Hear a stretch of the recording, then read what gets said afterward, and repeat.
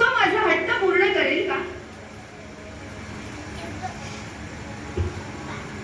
पण दिवाळीच्या दिवशी पहाटे देव येणार कधी, अभ्यंग स्नान होणार कधी, देवाने खरं आदल्या दिवशी मुक्कामालाच यायला पाहिजे. पण हे भगवंतापर्यंत पोहोचणार कसं? म्हणून मध्यस्थी नामदेव महाराजांना गेली. नामदेव महाराजांना साकडं घातलं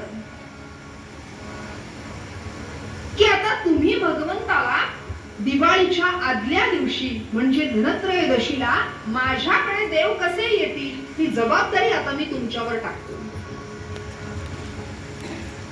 इकडनं केलेली प्रार्थना नामदेव महाराजांपर्यंत पोहोचली खरी. नामदेव महाराज शांतपणे भगवंताचं नामस्मरण करतायत. जय जय विठ्ठल, जय हरी विठ्ठल सुरू आहे. प्रार्थना कळली. पण आता आपण भगवंताला काय सांगणार?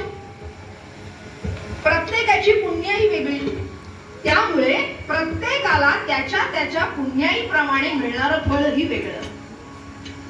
विश्वंभर पंतांची पुण्याई किती हे प्रत्यक्ष भगवंत ठरवणार, आपण कसं ठरवणार? पण तरी सुद्धा आपण भगवंताला विनवणी करावी.